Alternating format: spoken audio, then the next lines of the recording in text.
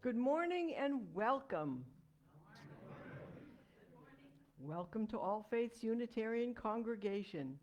My name is Susan Meissner, and I will be leading our service today.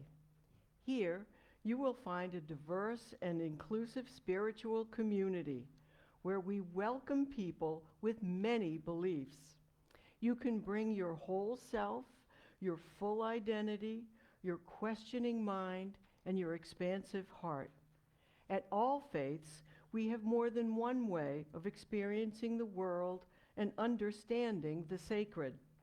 No matter who you are, wherever you are on your spiritual journey, and no matter whom you love, you are truly welcome here.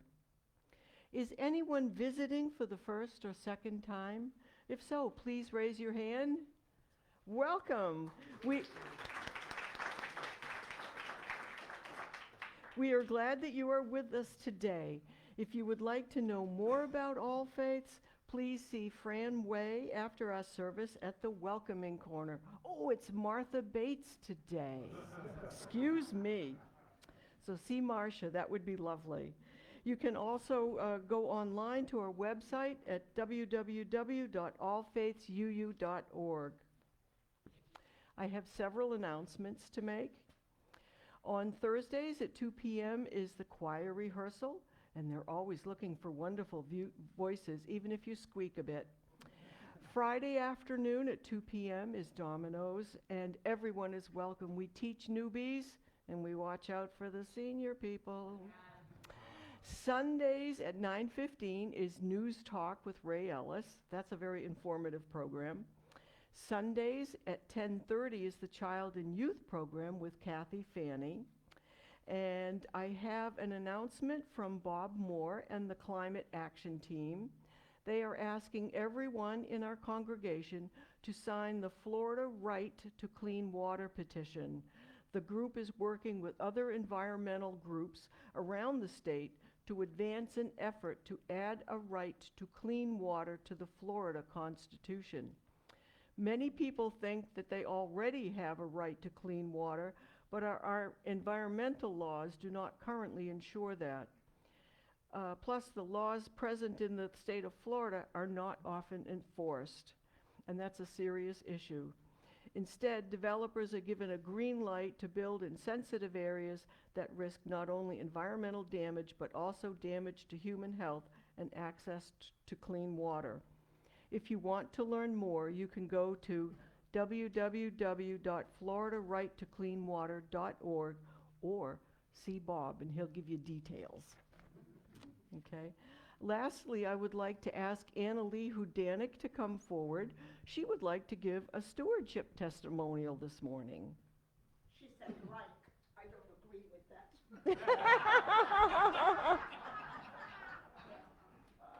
Can you hear me okay? No. Sometimes I get roped into things. Good morning. Good morning. I'm Annalee Hudanik. Yes, testimonial. Now, when I hear that word, I expect somebody to go, praise, and hop across the stage. I'm not going to do that. Why do I like All Faith? Why do I come to All Faith?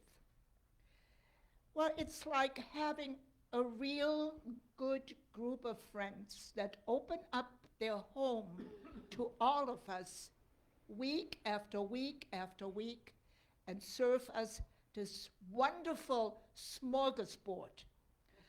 A smorgasbord of information, thoughtfulness, caring, love, all the things that you need in your life every day. And the only way this is possible if everybody contributes. You got to bring something to the table. You just can't expect to eat and not bring something week after week after week. So what I'm asking you, because I just got this note from Regina, 170 pledges forms were sent out, and only 38 were received. That won't take care of the smorgasbord. in case of like this, if you don't respond, we're going to end up with nothing but oyster crackers and broth. So that's not going to work. We also serve humor as dessert, and without dessert, no meal is good. So that is why it's so important. I'm sorry, my voice is a little shaky. That's why it's so important that you have to pledge. I know you say, well, I put money into the collection box every week. Well, that's like just bring the salt. We need the meat. Without the meat, it doesn't work. There isn't an organization in the world that doesn't have a budget. A single household or Amazon. We all need a budget. Now, our budget has been increased by 4%. Now, let me put this in just very simple terms. If you have a $10 a week pledge, that's 40 cents more. 40 cents. So if you write a check for $10.40, that's just stupid. I'm sorry. So you might as well make it to, let's say, $11, or better yet, 15. You're not going to miss those couple dollars. You're not going to miss them, but we need them. It's the croutons on the salad on our smorgasbord. So that's what I want you to keep in mind. In order for All Faiths to be functioning and to be a good, happy family, you need to contribute. You need to pledge. We need your pledge. Please, we need it. Thank you. So now I'm going to hop across the stage.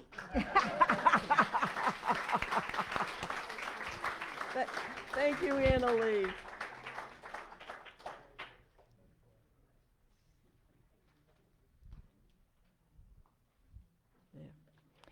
Now I'd like to take a moment to ask everyone to please rise in body and spirit as we sing together hymn number 361, Enter, Rejoice, and Come In.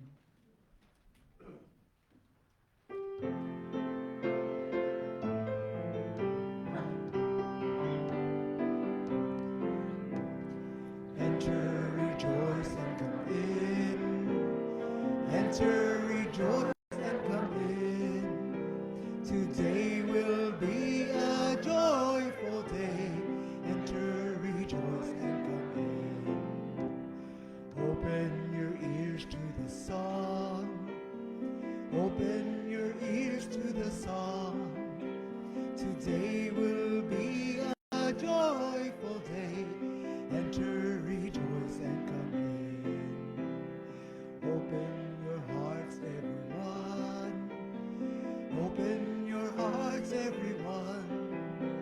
Today will be a joyful day. Enter, rejoice, and come in. Don't be afraid of some change. Don't be afraid of some change. Today will be a joyful day.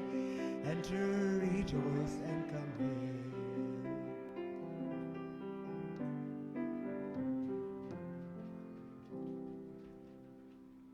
And now I would like to ask Donalee Benyak, who is here with us today, to come forward and light the chalice. And then I'd like to ask everyone to please join in reciting the words in your order of service.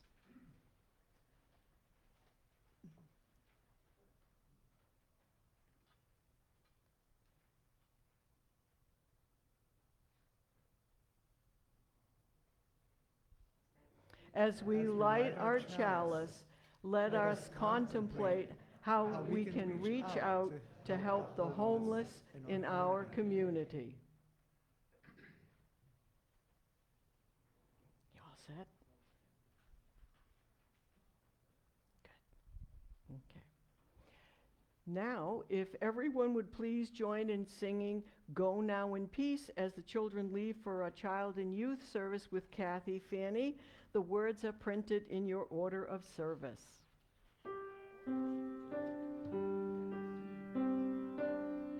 Go now in peace, go now in peace. May the spirit of love surround you everywhere, everywhere you may go. Good morning. This is the time when we share our joys, sorrows, and gratitude. Before we do that, I'm lighting a memorial candle for Lillian Pierce. Lillian was a longtime member here before she went north to live with her family. And she recently passed away. She would have been 100 years old in October. And we're so glad that her family has stayed in touch with us, and they sent the message that all faiths meant so much to her. And they appreciated all of the care and concern that we gave to Lillian while she was living here. And now I invite those of you who have joys, sorrows, or gratitude to come forward. We ask for no political speeches. Hi, my name's Bob DeGalbo. I've got gratitudes all over the place. Becky Ross for helping with the movie, the discussion, also set up dinner and serving and cleanup. Thank you. Brad Davidson, movie and set up, dinner, cleanup, and also the bartender. He had the best job. Lewis Robinson for the movie and the discussion. Chris Stotler and Marcia Bates for setup and cleanup, serving, and they got to cook the last 2 lasagnas that we had. It wouldn't fit in our ovens. Michelle Gemma for setup and cleanup. Ray Ellis setup and cleanup. Peter Erickson setup and cleanup. And Nicole Racine. She helped by clearing plates and helping me in the kitchen. Thank you very much, everybody. I forgot Rachel and Nova. They came and they helped set up. So thank you, everybody, from Marge and I. And there's a really, really big omission to that list. Our cooks. Yay. Thank you, thank you. Sonia was fabulous. Bob, would you come forward?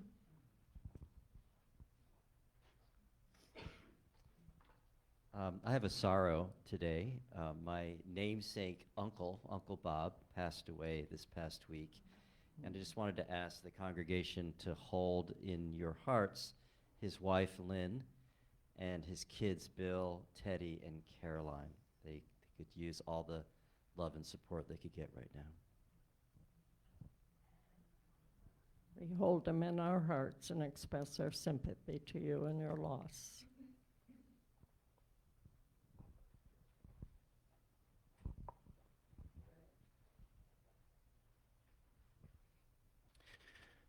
Hi, everyone.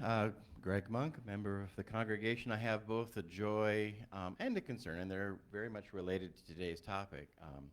The joy is, as many of you know, I work for St. Vincent de Paul Cares, and we work with the homeless. And not only did we, once again, receive a little extra money to spend on the project, which is always nice, I just received a promotion, which means I'm now a grant administrator, so I can actually see the money, which is nice, that we're going to be spending. So there's hope out there, and there's help for these folks. The concern is partly due to Ian and partly due to the fact that our landlords in this county are maybe taking advantage. It's really challenging to find places to put them. So it's really sad when you have the money to spend to house someone, but it's not enough because, you know, the rents are high. So if you know folks who are, you know, that struggle with that, I would love to make some progress in finding affordable housing for our folks. It's a concern of mine. But the joy is that there are opportunities there. So I'm very grateful for that. And today our topic will be helping the homeless here in Lake County. Thank you, Greg.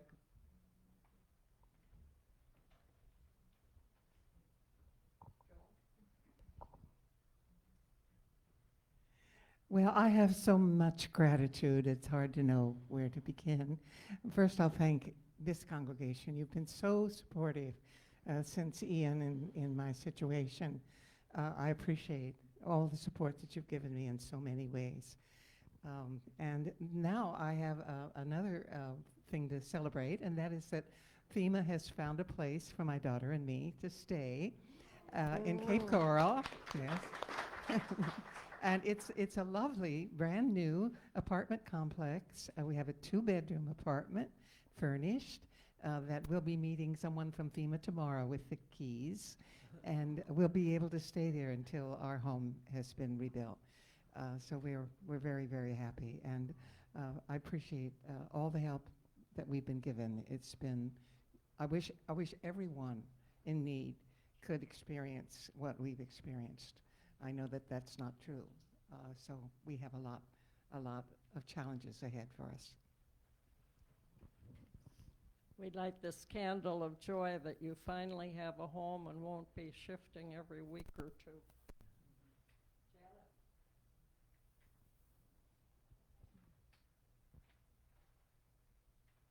Hi, I'm Janet Falk, and I have a joy today. On Friday, I was able to walk down to the chickens and back. And, if you, and I love expressing it that way.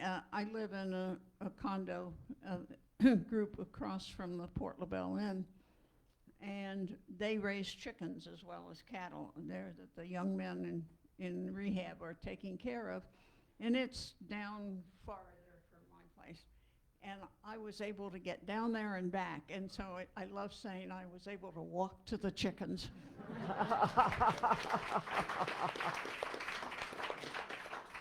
Let's celebrate a visit to the chickens. It's so nice to stay connected with all of these living creatures.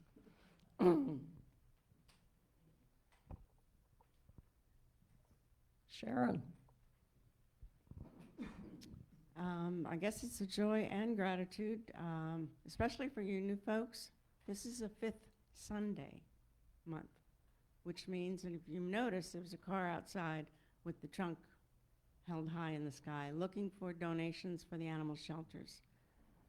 And it can be food, it can be towels, it could be gift cards, bleaches, anything they need to clean, feed, or house. And my plan is, thank you all very, very much. And last, maybe it was October, was the last 5th Sunday, I brought the stuff to the Animal Refuge Center, which is in North Fort Myers, who did get flooded. Many of their animals have had to be relocated while they rebuild. So they're really hurting. They only get donations, and that's where this batch is going. So if the next couple days, you've got anything, let me know, and I'll cart it up there Tuesday. Thank you. We have to look after the homeless pets, too. Yes. And Sharon's been doing that for many, many years, and we appreciate everything that you have done. I'm lighting a candle of appreciation from Janet Goen. Janet lost her husband recently, and then she fell and fractured her back, and she's now in assisted living, but she talked to me last night, and she appreciates your care and concern and the cards you've been sending, and she misses being here, but she asked me to express your appreciation for cards, and she would like to have some visits. And I'm lighting this candle for all of you who have joys, sorrows, and gratitude in your hearts. May you go forth this week and appreciate all the beauties of living here in paradise and share in whatever way you can.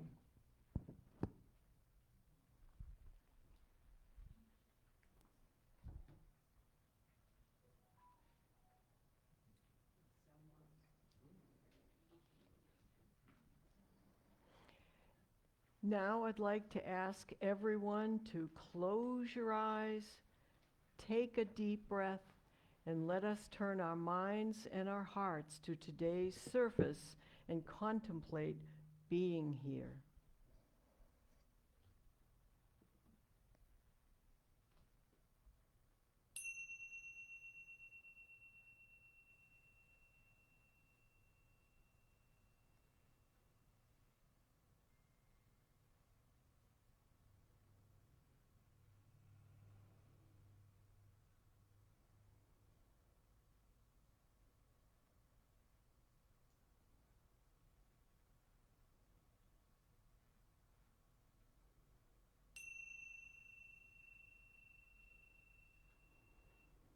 Please rise in body or spirit as we sing together hymn number 123, Spirit of Life. The words are printed on your order of service.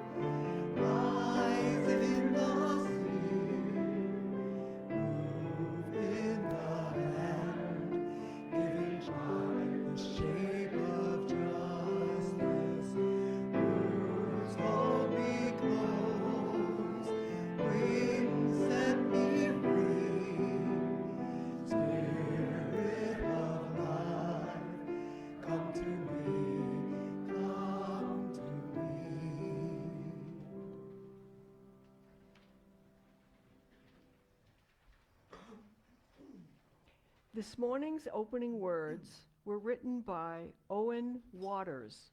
Owen Waters is an international spiritual teacher who promotes a philosophy of spiritual empowerment. And he writes, "Since the dawn of the mists of time, your immortal soul has had one great urge, and that is to reunite with the spiritual source from which you came. By becoming your brother's keeper, you become more at one with all people and the source from which we all came. By sending them your love, by sending them your light, by helping them with this precious spiritual energy of love and light, you heal their hearts, you heal their spirits, you heal their long-suffering souls, and you help them back onto the one great path which we all yearn to tread."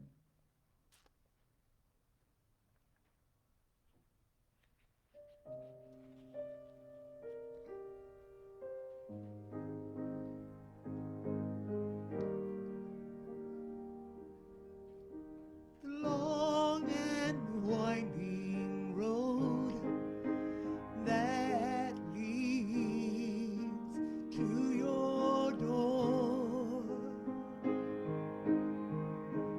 will never disappear. I've seen that road before. I've always leads me here, leads me to your door. The wild and windy night that the rain washed away has left a pool of tears, crying for the day. Why leave me standing here? Let me know the way. Many times I've been alone, many times I've cried.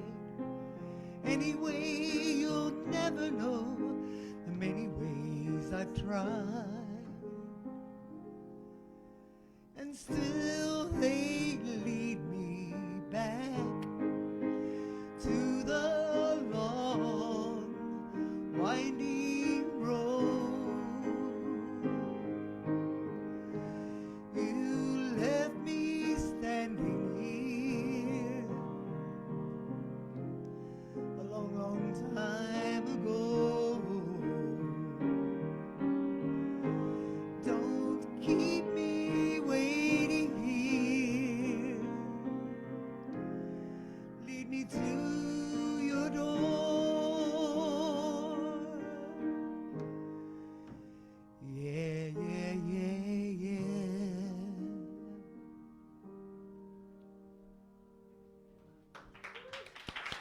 Thank you, Carlos. That was lovely.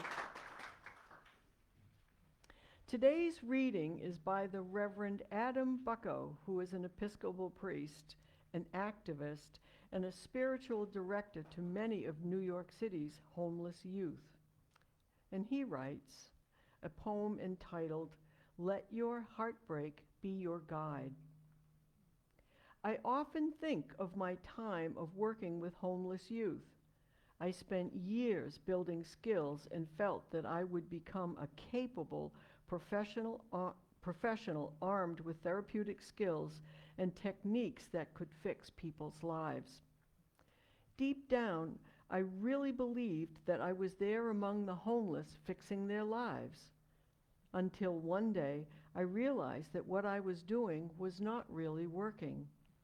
Kids were going through our programs and still ending up on the street. They were still just one step from being hurt or even killed by a drug dealer or pimp. That is when I was forced to change. I started feeling helpless, and my confidence was shattered. All that I was left with was faith and trust that I was where God was calling me to be. As a result of this crisis I underwent, my work evolved from a highly praised, solution-oriented, and evidence-based practice into something much more intuitive. Instead, I started showing up for every person who needed my help in the same way that I was showing up for prayer. I would just be there with homeless youth in a state of not knowing and trust, paying attention to what was, bearing witness to their pain, helping them to hold their pain, and often breaking with them as a result of what I was witnessing. What I began discovering is that every time I allowed myself to feel at a loss in the face of the pain I witnessed, every time I touched my own irrelevance, there was this energy that would begin to emerge in our midst. All I had to do was say yes to it. When that happened, I realized that my skills were not useless. So right words would come. So right ways of being present could manifest. It was not clear who was helping whom, because in each of those sacred moments, I received just as much as I was giving, if not more. And so ends the reading. Please rise in body or spirit as we sing together hymn number 97, "Sometimes I Feel Like a Motherless Child." The words are printed in your order of service.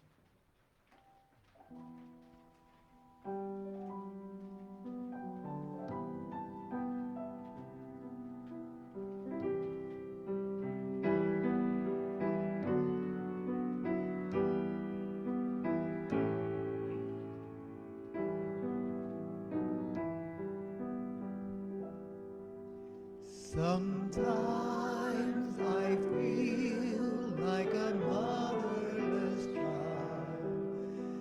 Sometimes I feel like a motherless child. Sometimes I feel like a motherless child. A long way from home.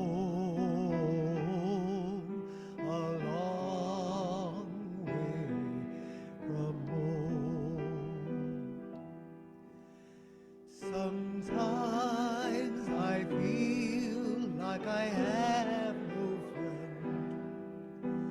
Sometimes I feel like I have no friends. Sometimes I feel like I have no friends. A long way from home.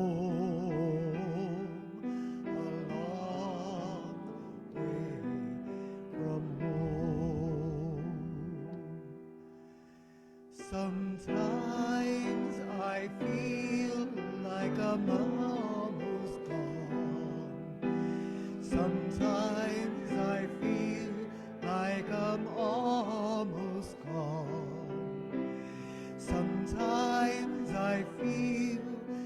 I'm almost gone, a long way from home, a long way from home. Thank you, everyone. At this point, I would like to remind everyone to read your Connections news bulletin. We are having a major drive to raise sleeping bags for the homeless. If you have one, if you go thrifting, if you're on Facebook and you can find a sleeping bag, please get it, bring it to the homeless team, and we will be sure it goes to the right source for distribution.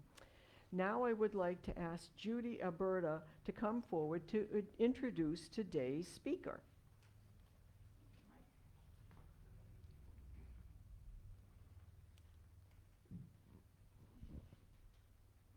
It is my honor to introduce Matt Wallace. He has been the outreach coordinator for the Human and Veteran Services of Lee County for the past 5 years. Our Heart for the Homeless team has learned from him about the needs of the homeless and have contributed items to his department for distribution to his clients. He and his team of 3, I think, go into the homeless camps and offering information regarding services available. I've heard from others that if he's driving down the street and he sees a homeless person walking, he will stop and make sure that they know what's available for their assistance. Barb McFarland and I worked with him and hundreds of other people yesterday at the annual Veteran Stand Down. It was held at the City of Palm Stadium on Edison Street. Each of us accompanied a homeless person as they selected items from tables filled with clothing, shoes, personal care items, blankets. They can get a haircut, they can get legal services, see a healthcare specialist, and get a free lunch. Matt is from Chicago and has lived here 25 years. He's worked in different sectors, including finance, membership organizations, and hospitality. He's past president of the Estero Rotary Club. He helped establish the community center in Harlem Heights. He was one of the emergency shelter managers during Hurricane Ian. At the last annual dinner of the Lee County Homeless Coalition, he was awarded the 2022 Lee County Coalition Servant Award. Here's my friend, Matt Wallace.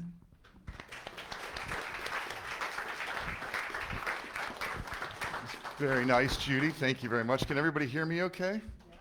Okay. I am super excited to be here with you guys this morning. I haven't had an opportunity to do something like this since before the storm. So I'm really, really excited. I'm going to do my best to slow down and not speak too fast because I can sound like a fire hose of information and that kind of stuff. So I'm going to give you a little bit of history about how I got into this and then talk forward about our dreams and goals of how we can continue to assist people. So again, I'd like to thank you for having me here today. I'd like to thank you for all the sleeping bags you guys have already given us. We've already been able to give those out to individuals. And anything else going forward, and I'll be happy to stay afterwards to talk to people about ideas or things they have. And apparently there's ice cream, right? That's what I heard, so I'm super excited. I'm super excited about that. So I moved down here because I was fortunate enough to have 3 of my grandparents into my 30s, and I chose Lee County all the way on the west coast. They lived up Tampa Bay and Sarasota, but I didn't want to be right there mowing their lawn, doing their grocery shopping, which I was my mom's primary caregiver for over 20 years. So I've always kind of had a heart for service. I really wanted to be a fireman. I almost made it by that much, but it didn't quite work out. And otherwise, if I had, I wouldn't be all down here with all y'all today. So I moved down here in '97. And I had worked in hospitality, and I did a bunch of different things, and I finally got into finance. I really enjoyed that, and then I was able to, when I left the finance sector, I was the private client guy for SunTrust in South Fort Myers, and I had about $450 million under management. But I got tired of making rich people richer. Because you see all the need. I got involved in Rotary. I was asked to be a part of that, right? The world's oldest and largest service organization.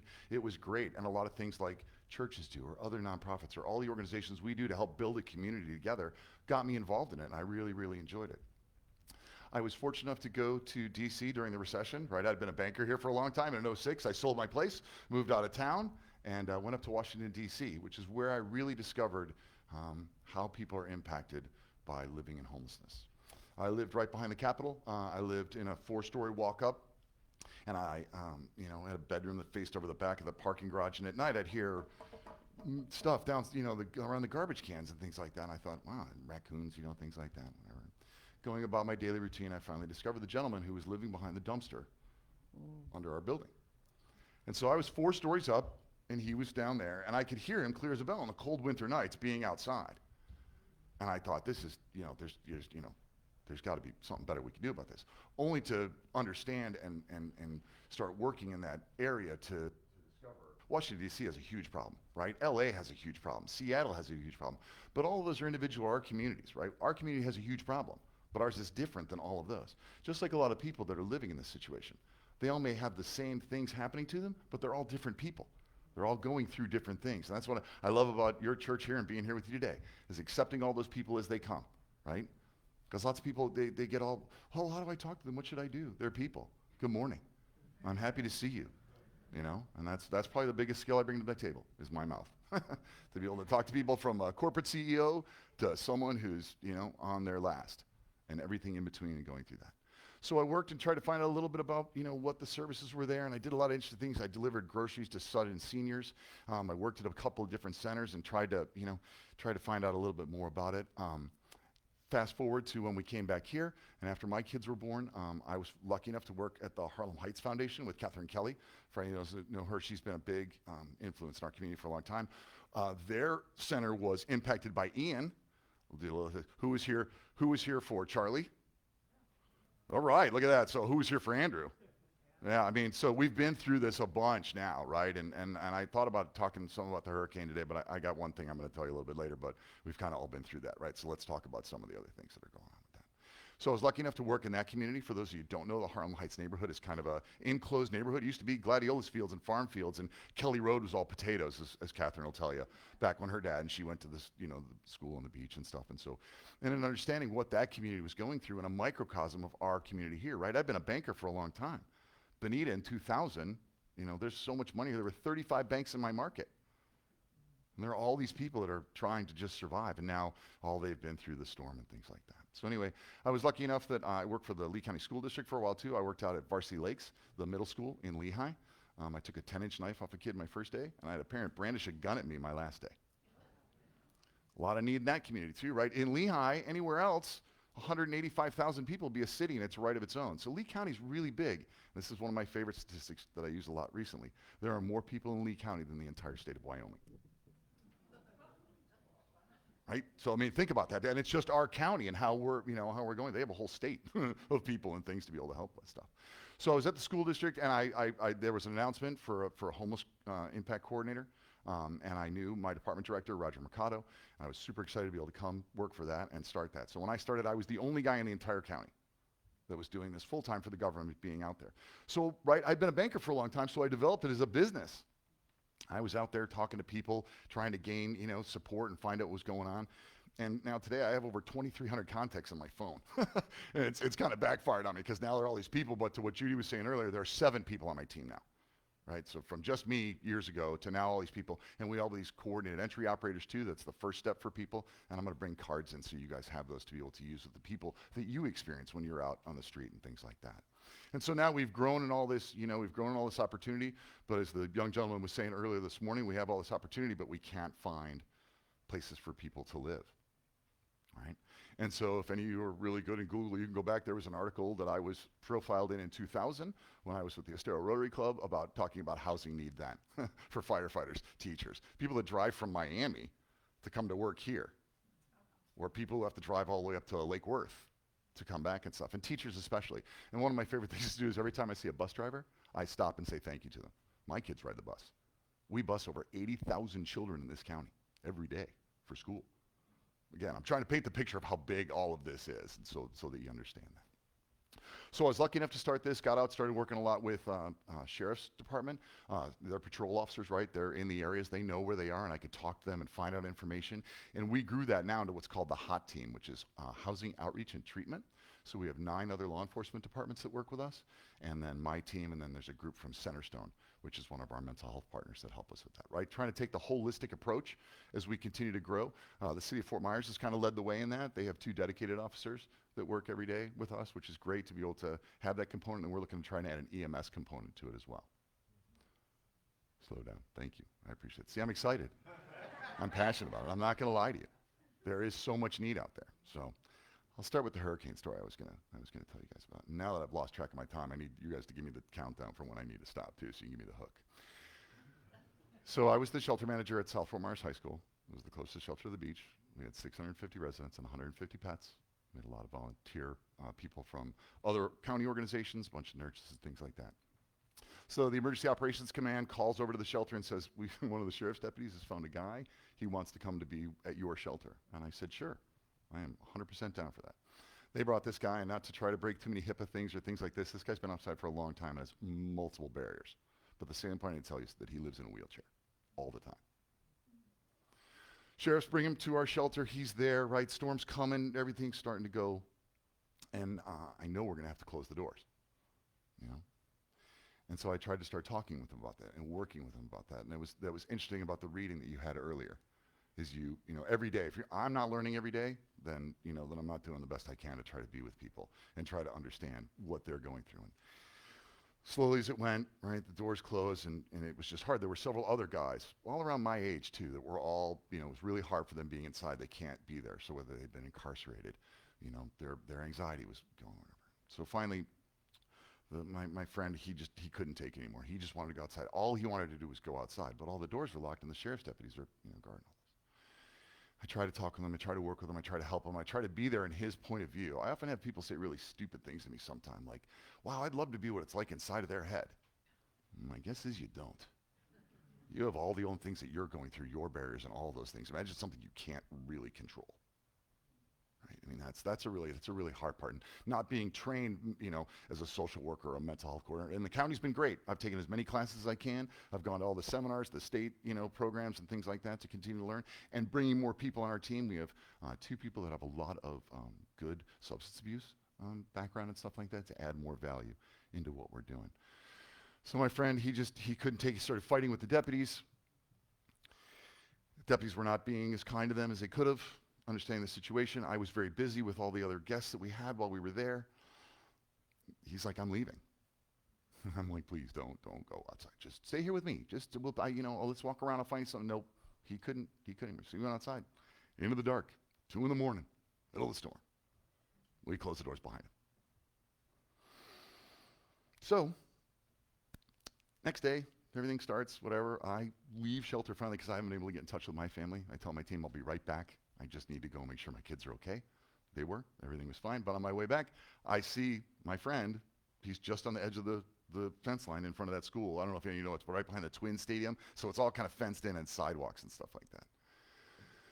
So I went back and I went inside and I said to everybody, I said, hey, listen, I said, if I can get him to come back to the sheriff's guys, I said, are you okay with, you know, him coming back to be with us? And they said, yeah. And I went outside and I was dreading the walk. And I walked. I didn't drive. Right? Because lots of times I drive up on people, I pop out of a car, right? I'm a big scary Jack in the Box. You know, sometimes that's not always a good thing, right?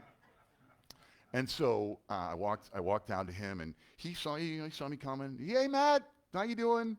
Just like we hadn't seen each other before. I'm like, Benny, like, how you doing? He's got all his clothes off. He's drying them on the thing. He's also covered in ants.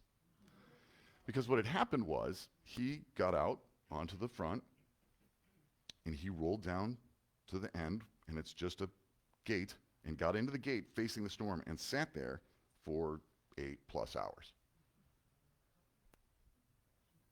Tenacity, the will to live, the will to be able to do all those things and to overcome all those kind of things. And I said to him, Vinny, you know, would you like to come back inside with us? I said, we're never going to close the doors again for as long as you stay here.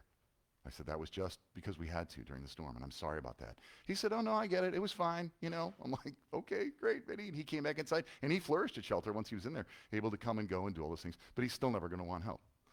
About 150 years ago, you call them mountain men, right? Guys who want to go build their own cabin, live off the, you can't do that in an urban area, but a lot of people do. Every day they're able to survive. That's the thing that really is sometimes the most difficult for me. When I go home, I know it's going to fall to fire, EMS, law enforcement. And every day I kind of have that dread in the back of my mind coming to work, what's going to happen to somebody? And so I get to see people in different stages as they go along, and it does work, right? So I've talked to you about the hardships of that, but let's talk about the things that do work, right? So we're outreach workers. Our job is to go out, encounter people where they live. That's what I was originally, if you had a job description, mine was to find people who are chronically homeless who weren't connected to services and connect them to services. So we had a little map when we first started, had like 35 data points on it, libraries, big parks, things like that. My first summer, I turned that into over 200 spots. I literally drove around the county, so if you think about it, along 41 and a lot of our other big corridors, there's still a lot of open commercial land. That's where a lot of our population lives. And it works until the landlord finds out, or until the developers come in, or we have a storm, something bad happens, fires, things like that.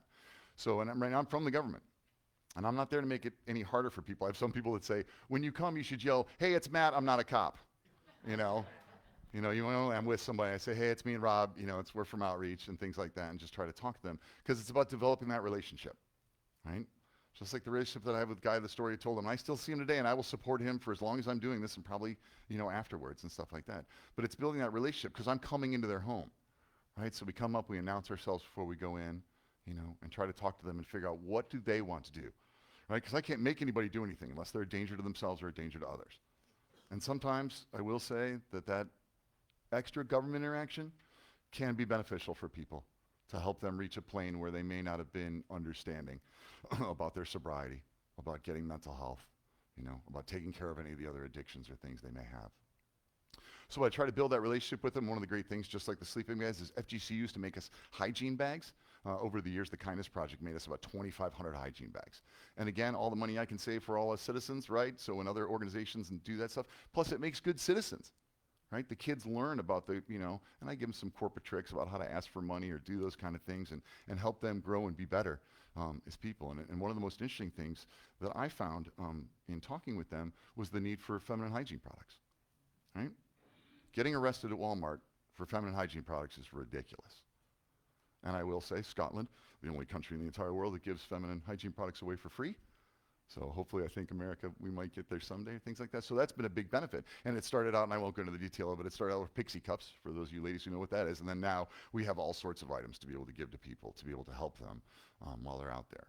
When we are in camps and we talk to people, I do try to make sure that, the females especially are okay, that they're not, that they're unsafe. Sometimes it gives us an opportunity for them to express what they may be going through and try to help them with that. If any of you don't know the new sign for distress that people use is this. As you go away, you make your open fist, put your thumb down into it. There's videos on it you can see online. So as they're walking away from you, bye, right? I'm in danger, I need help, right? So human trafficking, right? That was something that I didn't, again, not being classically trained in any of this, wasn't as aware of it as I should have been. And I don't know, a lot of you go to like the big box stores, and have you seen the people that have been out there with the kids this year? They have dark hair, they're families. They use the kids as props. They're gypsies. Their first language is Romanian. And, we've called higher level of federal authorities for them and stuff like that. But we try to, if I go there, I just try to make sure they get the kids out of the sun and that they're drinking water. And I feel bad because citizens want to be able to help them, but they're professionally doing this as a business, right? It's Florida, unfortunately. And we enacted an ordinance not too long ago to stop people from being in the medians, right, and begging for alms or soliciting. And that was solely because we kill so many people on the roads here between bikers and pedestrians, and we've already lost 3 individuals so far in 2023 from being hit by vehicles. Right? So start that relationship. Start building. What can we do? What can I help you go forward? Because a lot of people, I've been very fortunate to have a ton of praise heaped on me, which is great. But that's not it. I'm the person walking along with you, walking that path with you to help you with that. So remember I told you about being in D.C. The first guy that I really experienced when I moved back here in 2010, right at the end of the recession, there was a guy who was living outside my Publix. And I asked him, I said, would you mind if I walked along with you and tried to help you figure out what you need to get connected to services to be able to move forward? And it was very interesting at the time. There were different services than we had now and things like that. Red Cross had a really cool thing where they brought a nurse out to see him.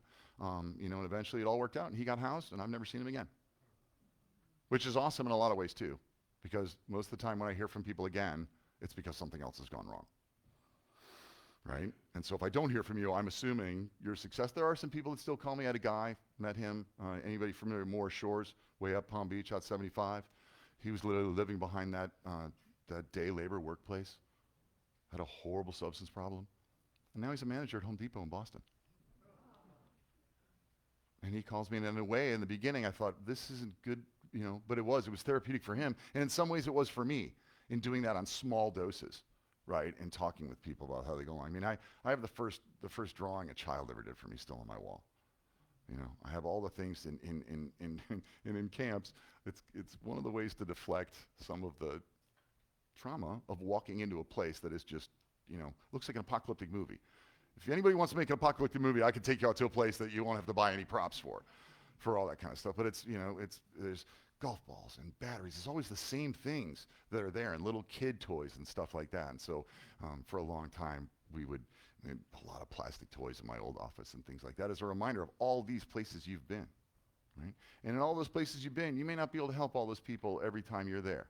I was super lucky to take a training with the Pinellas County Sheriff, where they talked about working with people and individuals.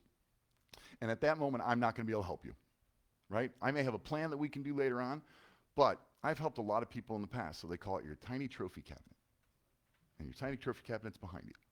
And there's all the little things that I was able to do that day. And maybe one day I'll be able to put a trophy for us in there too, right? Because I'm just walking that path with them. There have been clients that have gone through the hospital system that I've never met.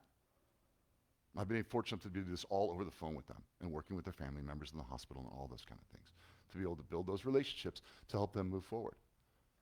The biggest thing I think we have right now, in not only with, you know, the situation after the storm and with our current housing crisis, I will say one of the statistics I saw that was really difficult is that we lead the nation in above market rent vacancy times.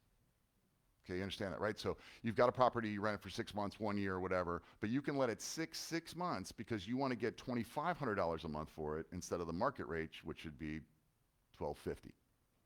It's cheaper for you to hold that place vacant, waiting for someone to move from Iowa, no offense to Iowa, but to come here and take that spot, right?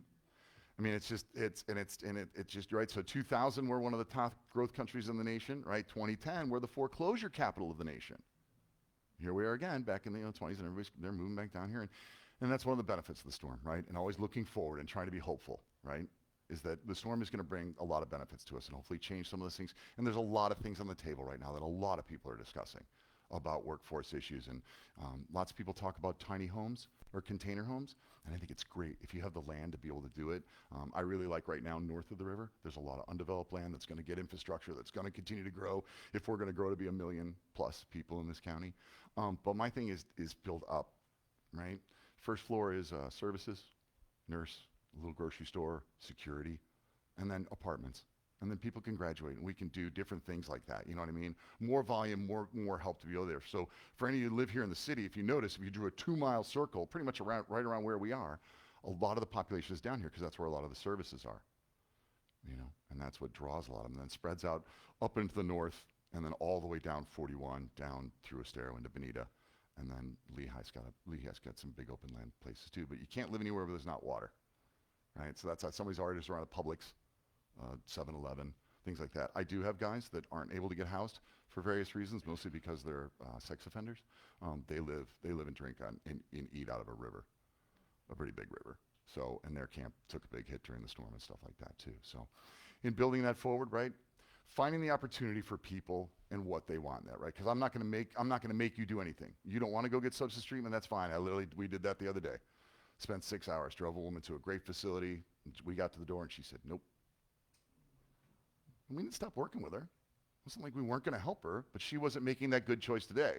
So next time, let's try to make, and try to do that and build upon that relationship and help people make those good choices. So we divert people as well out of our system, right? Because the last thing I want to do is put you in a system, in the government and all that kind of stuff and move forward. We had a really neat one the other day. A 19-year-old girl with her 1-year-old son, it was his birthday, was able to go back and be with family because family here had fallen apart, to be able to go back with family in Fort Wayne. And because it was the kid's birthday too, we found these little tiny mittens that somebody had donated to us, kind of like the sleeping bags you guys do. And then we got the little plush toys and stuff. And I told her, right, she's 19. She doesn't know what a 40-hour Greyhound ride is going to be like. And I'm trying to prep her, and I can remember it as myself when I was 12. I took the bus from Tampa to Orlando to see a friend of mine, and that's where I learned about prison tattoos.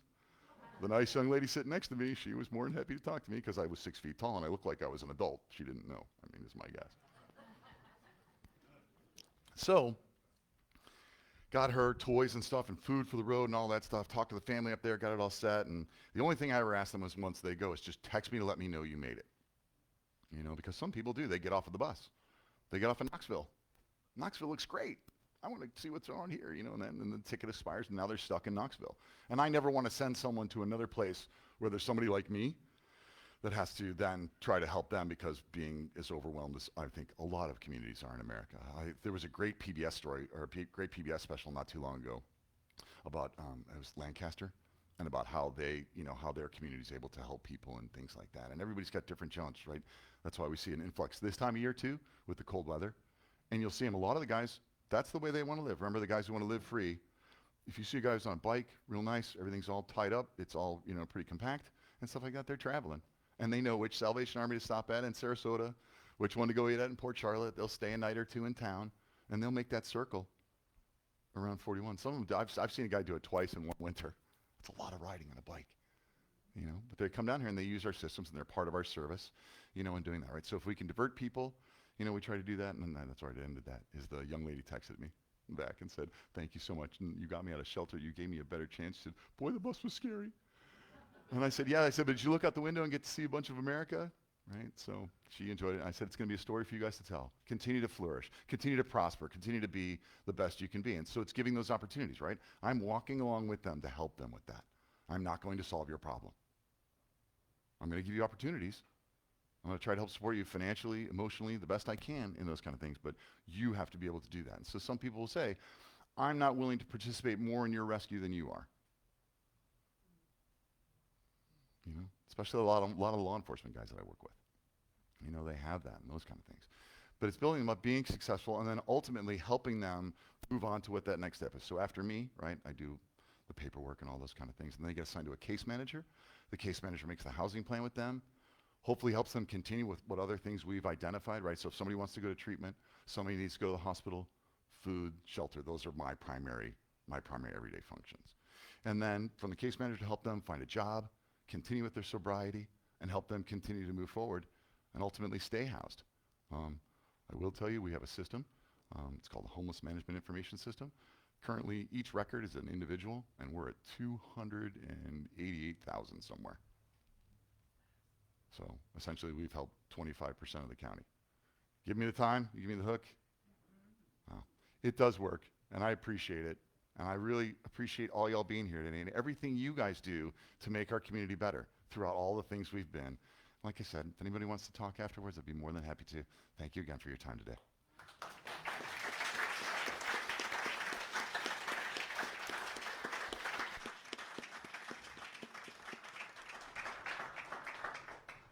Thank you, Matt. We really appreciate all of your information and insights. Let's see. Oh, no. It's often said that laughter enhances one's generosity.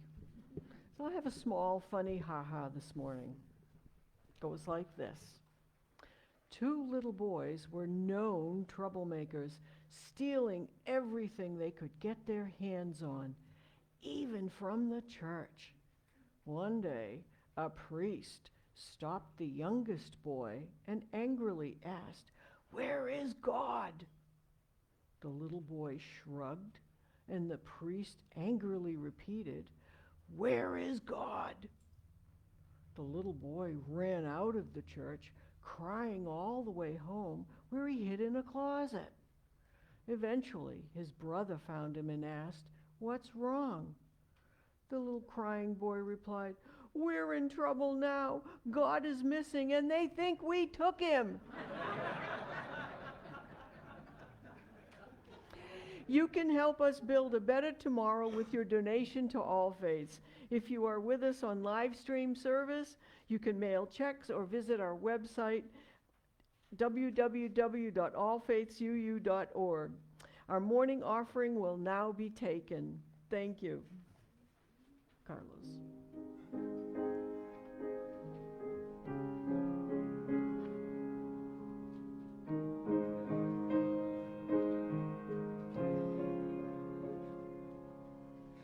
We walked to the sea, just my father and me, and the dogs played around on the sand.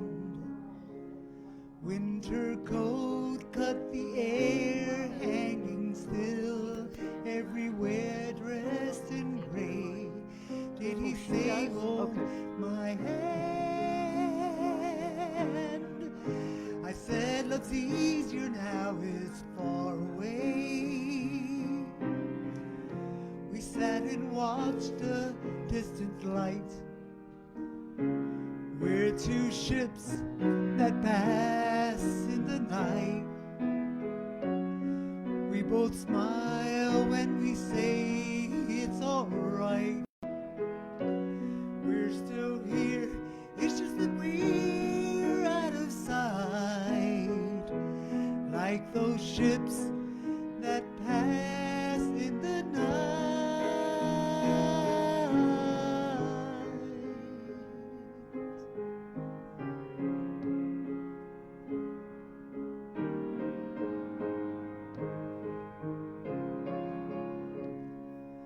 There's a boat on the line where the sea meets the sky. There's another that rides far behind. And it seems you and I are like strangers a wide ways apart as we drift on through time. He said it's harder now, we're far away. We only read you when we write. We're two ships that pass in the night, and we smile when we say it's alright. We're still here, it's just that we're out of sight, like those ships that pass in the night.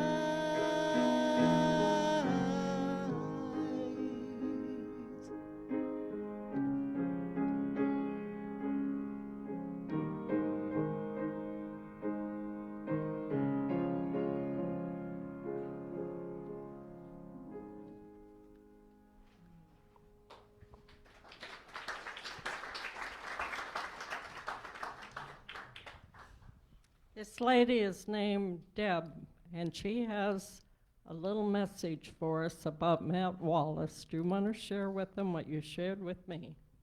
If it wasn't for Matthew Wallace, I would be dead. I left the Heritage Park nursing home and lived on the street. I slept on the wicker couch in front of the 86 room. Matthew met me at the Indigo Hotel, and I knew that the minute we met that he was the one that was going to save my life.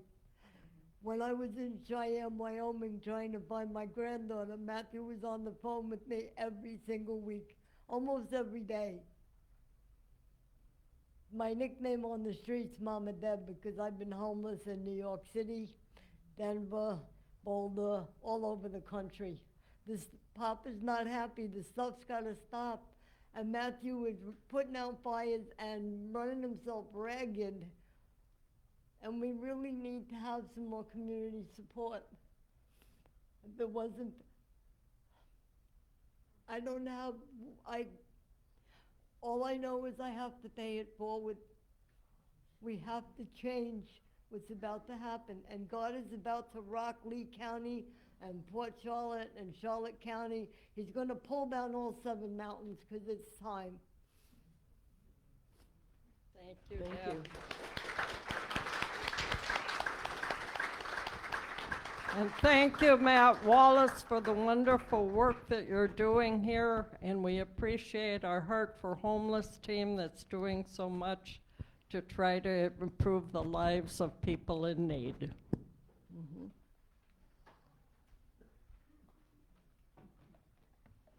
Our closing words today were written by Rainer Maria Rilke. Mr. Rilke was an Australian poet and novelist. Austrian. An Austrian poet and novelist who wrote a poem titled The Beggar's Song. I live outside your gates, exposed to the rain, exposed to the sun. Sometimes I'll cradle my right ear in my right palm. Then when I speak, my voice sounds strange, alien. I'm unsure whose voice I'm hearing, mine or yours. I implore a trifle, the poets cry for more. Sometimes I cover both eyes and my face disappears. There it lies heavy in my hands, looking peaceful. Instead, so that no one would ever think I have no place to lay my head. Carlos.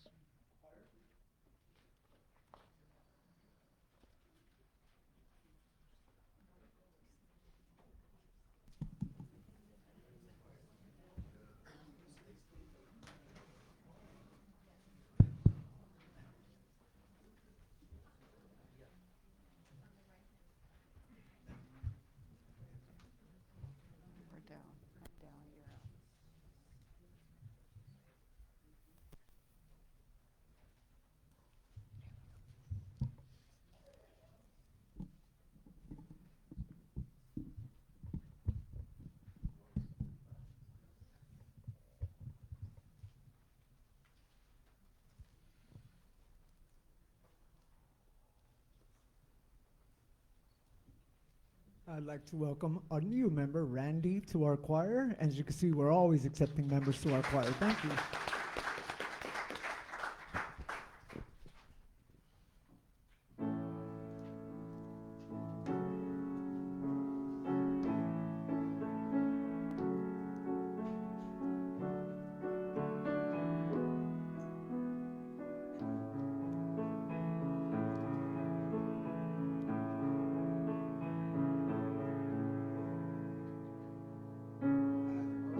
There was a secret chord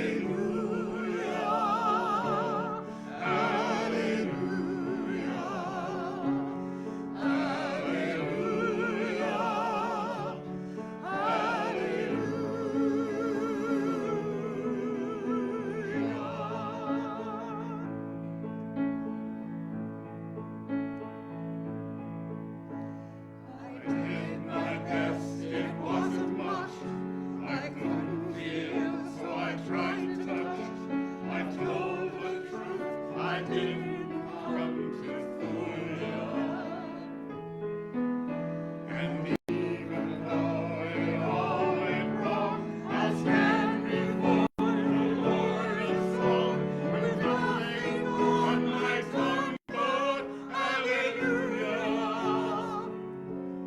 Hallelujah.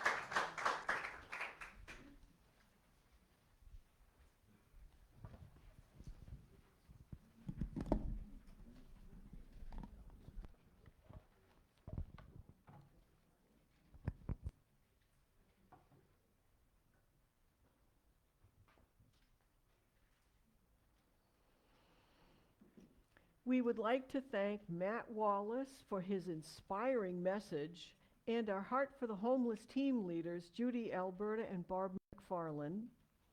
We would like to thank Carlos Garcia for his music, Regina Kilmartin on camera, Ed Elrod on sound, Joe Gayton, our sexton, Joyce Schaefer for our fresh flowers, and Linda Bigelow for our hospitality, and our friendly greeters.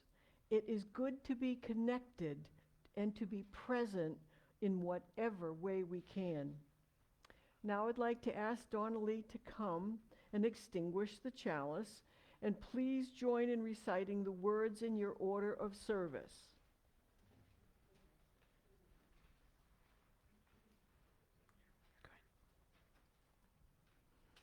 We extinguish this flame, but not the light of truth, the warmth of community, or the fire of commitment. These we carry in our hearts and out into the world. Go now in peace. But please join us for ice cream, coffee, and conversation in the social hall. Thank you.